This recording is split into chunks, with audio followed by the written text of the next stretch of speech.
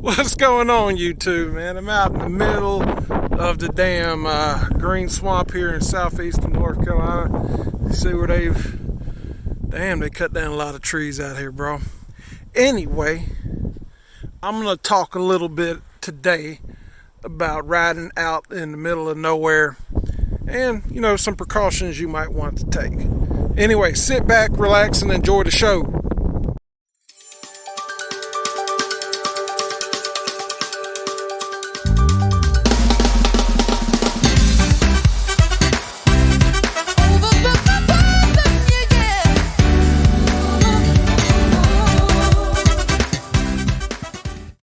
Okay, so let's start this thing off with the two things that you're definitely going to need if something goes wrong, such as your bike becoming disabled, you injuring yourself. You're one of these sort of scenarios. You're going to need communication and you are going to need water. Now, oftentimes you're going to go out places, cell phone signal will be a negative, will not work. Therefore, I highly recommend that you go and get yourself an emergency locating device. I think they're also called ERPs. I carry a Garmin InReach with me. These basically go up to satellites and can send a distress signal to emergency personnel.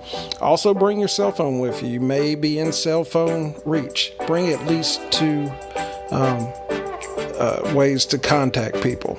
Now what you're also going to want to need to bring is water. At least a day's worth of water, if not two. Here again, the more water you can bring, the longer you're probably going to survive. Don't worry about food. You can go a long damn time without food.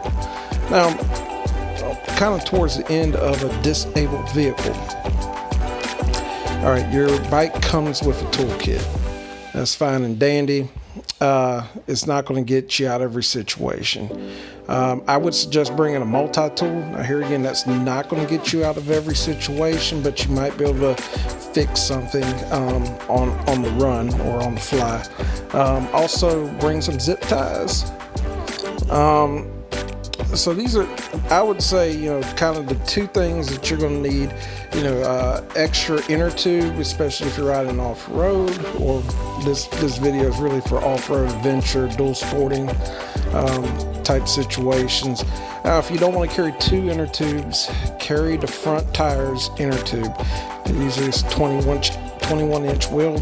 Now, even if your back tire is smaller than 21 inches, that inner tube will fit in there. Not really great, but it can, in a pinch, it can be used for the back tire, at least long enough to get you out of the situation that you're in.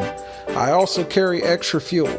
DR650 is carbureted, so it has a reserve tank on it. I can get about 20 miles out of that reserve tank. I carry 16 ounces of fuel with me as well. Here again, if you run out of gas, it'd be nice to just put more gas in the vehicle and get yourself up out of that situation. Other ancillary things I think are important, but not as important as some of the stuff I've already mentioned. Flashlight is good. A lighter. Now, I put a lighter kind of up there. You know, depending on the weather, you might need to make a fire.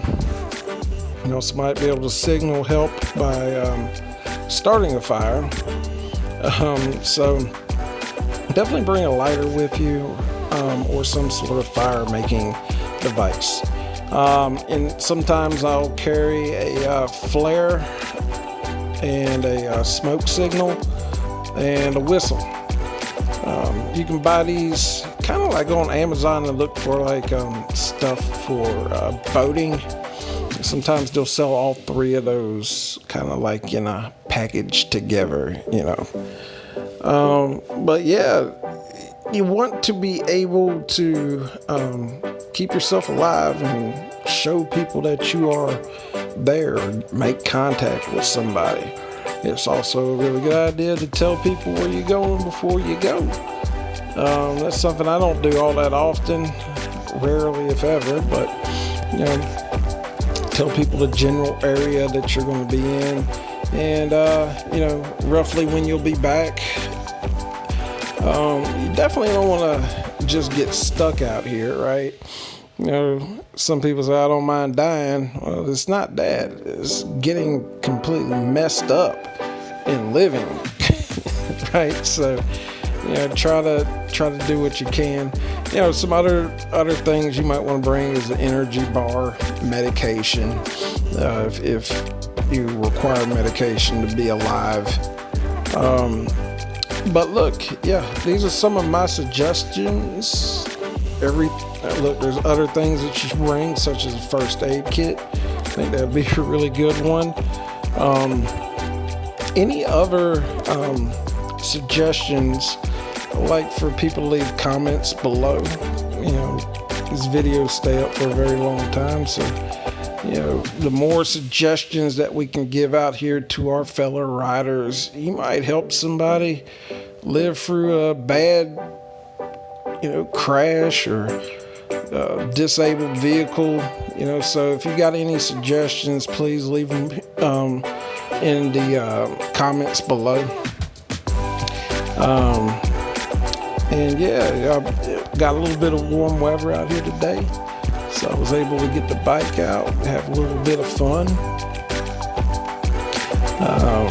So kind of just showing what I do, man. It's really loving dual sports, man. You can get off-road, on-road. It can take you to places that you never knew existed, way off the beaten path. Now with that, right, there's the chances that you're so off the beaten path that nobody really goes there. Fortunately, these roads I'm riding right now have been provided to us by logging companies over many years. Totally devastated the landscape out here, but created like a cobweb of trails just everywhere. So I spend most of my time riding off-road, which I do think is safer. I do have a Ninja 1000 sitting in the garage. I got a scooter as well, but and I do plan on riding them more. But I just feel like this, even though the things that I mentioned earlier, you could get lost out here and, you know, or run out of gas, or, you know, something could happen. I still feel safer out here than I ever feel riding on the road. So, you know, definitely the dual sport adventure riding is kind of what I've found works best for me. So with that being the case, you know, you want to be as safe as possible out here as well. Anyway, I want to thank all you guys for watching this video. Don't forget to leave some comments with other things that we can do to remain safe out here. I'd appreciate it if you like the video. Please give me a thumbs up, drop a comment. You know, hey, you know, I really appreciate all y'all for watching. Until next time, I'll catch you guys later.